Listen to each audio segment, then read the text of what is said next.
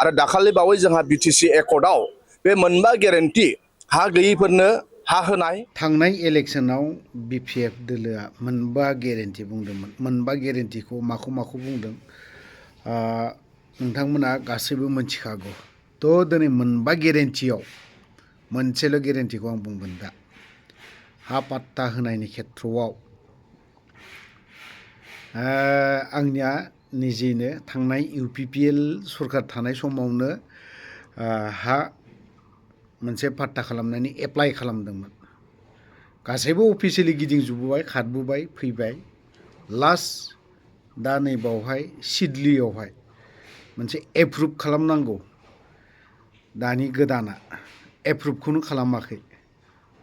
बेखौ नेबावनि एप्रुभ खालामनायखौ जुदि जायाब्ला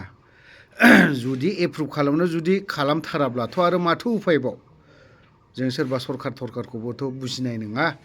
बुंनो गोनां बायध'था जागोन बेफोरबो दिनै फार्स्ट टाइम बे हानि पाट्टानि सायावसो आं बुंदों गुबुन बिथिङाव आं जेबो बुङाखै थ' कास्टम बिथांनि माखासे बाथ्राखौ जों खोनासंग्रोनानै लानि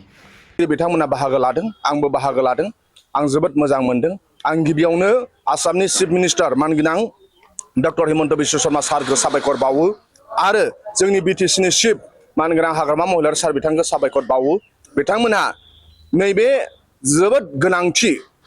जे गुडविल मिशननि दोंथाम लामा आरो दोंसे दालांखौ बेरगाव ओनसोलाव होबाय बेनि थाखाय आं बिथांमोनखौ साबायखर बावबाय आरो रायजो राजाया बेखौनो फोथायनाय ला मानोना जोंहा मानाव गेदेर हाग्रामा महिलारी सारा जि मोनबा गेरेन्टि खोथा होनानै रायजो राजानो खोथा होनानै आरो रायजो राजाया जोंखौ पावाराव लाबोबाय आरो दाखालि बावै जोंहा बिटिसि एकर्डआव बे मोनबा गेरेन्टि हा गैयैफोरनो हा होनाय आरो सेल्फ हेल्प ग्रुपनि आइजोफोरनो फैसा अनसुंथाइ होनाय लेंग्रा लेंगिरि आरो सिनियर सिटिजेननो फैसा अनसुंथाइ होनाय साख्रि मोनै बेखार लाइमोनफोरनो अनसुंथाइ होनाय आरो गोरिबफोरनो मैगं फाननानै जाग्रा हाजिरा मावग्रा बिथांमोननो अनसुंथाइ होनाय जे मोनबा गेरेन्टिखौ दाखालि बावै जोंहा बिटिसि एकर्डआव मानाव गेदेर हाग्रामा महिलारी सारा लन्च खालामबाय जाय बिथांमोनहा एप्लाइ खालामदों बिथांमोना दा फारि फारियै बे बिटिसि सरकारनिफ्राय होनाय अनसुंथाइ राङारि अनसुंथाइ बेखौ बिथांमोनहा मोनजोबगोन आरो बे मोनबा गेरेन्टिल' नङा मानाव गेदेर हाग्रामा महिलारी सारा बिटिसि ओनसोलाव जौगानायखौ रायजोफोरनो गोनांथि गोबां कलेज स्कुल इउनिभार्सिटि बानायनायनि बिथांखि लादों अफिस बानायनायनि बिथांखि लादों आरो लामा दालां बानायनायनि बिथांखि लादों ओंखायनो जोङो फेस वाइसआव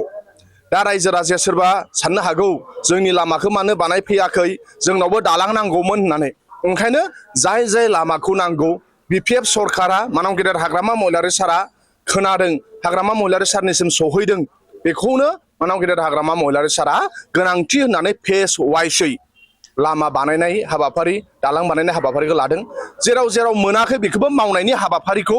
मावनायनि थांखिखौ जों लागोन ओंखायनो लामा इनफ्रास्ट्राक्चार जौगानाय लामा दालां बानायनाय जों बानायनाय हाबाफारिखौ सोलिगासिनो दङ मावलांबाय थागोन बेजों लोगोसे सेंग्रा सिख्लाखौ साख्रि होनाय जोंहा सिएसबि बर्ड दाबाय आरो सिएसबि बर्ड दानानै सिएसबि बर्डनि मानगोनां चेयारमेन मेम्बार बिथांमोना अबे डिपार्टमेन्टआव बेसेबां पस्ट खालि दङ आरो मा डिपार्टमेन्टआव एसआइउ मोनखानाय दा बेखौ बिथांमोनहा डिपार्टमेन्टेलनि अफिसारफोरजों मिटिं खालामनानै पस्ट भेकेन्सिनि लिस्टखौ लागासिनो दङ आरो मानाव गेदेर हाग्रामा महिलारी सार दैदेननाय बे बिपिएफ सरकारा थाबैनो रोंगौथि गोनां लाइमोन सेंग्रा सिख्ला बिथांमोना साख्रि मोननो थांगासिनो दङ मैया बावैसो जिहेतु मिनि सेक्रेटारियेट बिजय मावख'खौ बेवहाय साख्रिनि थिसननायनि बेलायाव माबायदि जागोन सिगांनि थाखानायखौ लाबोगोन ना गोदान एपइन्टमेन्ट जागोन मानाव गेदेर हाग्रामा महिलारी सारखौ जों साबायखर बावनांगोन आरो आसामनि चिफ मिनिस्टारखौ जों साबायखर बावनांगोन नर्थ इस्टआव 10टा 6 शेड्युल दङ कार्बि आंलंआ बिथांमोनहा बेबायदि फेसिलिटि गैया डिमा हासावआव गैया त्रिपुरायाव गैया बे 6 शेड्युलाव मोननै सेक्रेटारियेट थानाय जोंहासो एग्जाम्पल दिनै उदालगुरिनि रायजो राजानि दुखु दाहाखौ हाग्रामा महिलारी सारा मिथिगौ जे बिटिसिआव थाङोब्ला सासे कन्ट्रेक्टरा बिलनि खामानि मावोब्ला क'क्राझाराव थांनो गोनां जायो हटेलाव थानो गोनां जायो दा ओंखायनो बाक्सा उदालगुरि आरो सनितपुर पार्कनिफ्राय हाबनाय माखासे रायजो राजा बिथांमोननि बे प्रब्लेमखौ सल्भ खालामनो थाखाय मानाव गेदेर हाग्रामा महिलारी सारा इलेक्शनाव खोथा होखानाय बादियै सरकार दानायनि उनाव उदालगुरियाव मिनि सेक्रेटारियेट बेखेवबाय बाव आसामनि चिफ मिनिस्टार साराबो बाहागो लाफैदों दा बेनि थाखाय जों साबायखर बावगोन आरो नोंथाङा सोंनाय बादियै साख्रिनि बेलायाव 3rd ग्रेड आरो 4th ग्रेड मोनसे अफिस सालायनोब्ला अफिसारबो नांगौ बे अफिस सालायनो थाखाय 3rd ग्रेड 4th ग्रेड साख्रि मावग्राबो नांगौ सुगिदार पियनबो नांगौ जायो मोनसे अफिस सालायनोब्ला दा ओंखायनो बे अफिसाव अफिसारफ्रा माखासे ओरै जागोन नाथाय आं सानो 3rd ग्रेड 4th ग्रेड सुगिदारनिफ्राय लानानै बिसिबां जिहेतु 3rd ग्रेड 4th ग्रेडखौ जोंनि बिटिसिआनो एपइन्टमेन्ट होनो हाखायो बे मिनि सेक्रेटारियेट जानायाव अकल उदालगुरि आरो मा होनो बे ओनसोलनिल' लाब जाया सारा बिटिसिनिबो लाब जागोन आरो स्पेसियेलि आं सानो बेयाव गोबां रिक्रुटमेन्ट लेखा गोरों सेंग्रा सिख्लाया साख्रि मोनगोन 3rd ग्रेड 4th ग्रेडनिफ्राय लानानै आरो जोंहा पियन सुगिदारनिफ्राय लानानै आरो माखासे गिदिर थाखोनि अफिसारफोराथ' सिस्टेमजों फैगोन हयथ' अफिसार जानोब्ला नोङो ACS पास जानो नांगोन IAS पास जानो नांगोन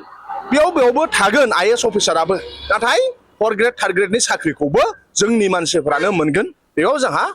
मानाव गेदेर हाग्रामा महिलारि सारनि सायाव फोथायनाय दङ जिहेतु रन्जन दैमारिनि खोथा गोबां दान्थे बिदान्थे जागासिनो थायो आरो थांनाय जिथु सेक्रेटारि आरो सेक्रेटारि हिसाबै जे सेक्रेटारिनि जिथु बिबान मोनदोंमोन मा बोसोर सालायबाय बेयावबो सफैनो हायासै मा सानदों सिगनेटरि बिथांमोनखौ मान होनो नांगोन आरो बिनि मेन दायित्वआ प्रमद बर'मोन बिनि मेन दायित्वआ गबिन्द सारमोन बिनि मेन दायित्वआ जोंहा फेरेंगा बिथांमोनहामोन नाथाय बिथांमोनहा थारलायैनो जोंनि बिग्रायारि बिथांमोननि दुखु दाहाखौ खोनासङासै जोंनि बिग्रायारि बिथांमोननि प्रब्लेमखौ बिथाङा सल्भ खालामनो नाजायासै मावनांगौमोन मानाव गेदेर प्रमद बर' बिथाङा नाथाय बिथांमोनहा दिनै दायित्व लायासै दिनै गोबां संग्रामि एनडेबिनि बिथांमोनहा जेलाव थानो गोनां जाबाय आलाय सिलाय जाबाय बिनि नाथाय गुबै दाया मानाव गेदेर प्रमद बर'नि नाथाय बिथांमोनहा 5 बोसोराव जोगारथारबाय 5 बोसोराव जेबो मा होनो बिथांमोना बख'नायनि केस फोजोबनायनि खामानिखौनो मावासै नाथाय सुबुं माहारिखौनो मोजां मोनग्रा बिटिसि ओनसोलनि रायजो राजानि दुखुखौ अरायसम सल्भ खालामनो थाखाय नाजाग्रा सुबुं माहारिनि थाखाय अरायसम हेफाजाब होग्रा आथिखालनि बिटिसिनि चिफ मानाव गेदेर हाग्रामा महिलारि सारा सरकार फैफिननायनि उनाव बिथाङा बे इस्युखौ लानानै भारत सरकार आरो आसाम सरकारजों सावरायदों आरो जों गभर्नमेन्ट फैखांनायनि उनाव नोंथांमोनहा ससियेल मिडियायावबो नुदों माखासे बिग्रायारि जाय बिथांमोनहा जेलाव दंमोन दा बिथांमोनहा सोरबा गबोगासिनो दङ आरो आं आसा खालामो हाग्रामा महिलारि सारनि दैदेननायाव रन्जन दैमारि सार बिथाङाबो गगोन आरो रन्जन दैमारि सार बिथांजों लोगोसे गोबां केडार्सफोराबो गगोन आरो गनानै बिथांमोनहा उदां अख्राङाव फैनानै ओनसोलनि जौगानाय समाजनि मोजां खामानि बिटिसि डेभेलपमेन्ट खामानियाव बिथांमोनाबो मावफैनाय बाहागो मोनगोन बेखौ आंहा फोथायनाय दङ हाग्रामा महिलारि सारनि सायाव फोथायनाय दङ मावनांगौमोन प्रमद बर' मावनांगौमोन गबिन्द बसुमतारी मावनांगौमोन फेरेंगा नाथाय बिथांमोनहा गावसिनि केडार्सनि दुखु दाहाखौनो खोनासङासै अब्लाबो सुबुं माहारिखौ मोजां मोनग्रा मानसिनि थाखायनो सिन्था खालामग्रा साफ्रोमबो आफाद बासिया मालासिनो हारि धोरोम बासिया मालासिनो साफ्रोमखौबो मोजां मोनग्रा जोंनि आथिखालनि बिटिसि चिफ मानाव गेदेर हाग्रामा महिलारि सारा गावनि लेभेलाव आसाम सरकार आरो भारत सरकारजों सावरायनानै समाधान खालामनो थाखाय बे जुजिगासिनो दङ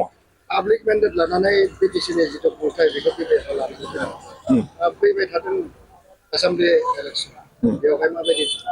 हाग्रामा महिलारि सार माने जौगानाय हाग्रामा महिलारि सार माने फोथायनाय हाग्रामा महिलारि सार माने कमिटमेन्ट प्रमद बर' माने थगायनाय UPPL माने जाख्ल'नाय UPPL माने मिसा खोथा बुंनाय दा ओंखायनो थांनाय बिटिसि इलेक्सनाव प्रमद बर'खौ जोगारनानै UPPL खौ जोगारनानै जोंनो BPF नो मेन्डेट होदों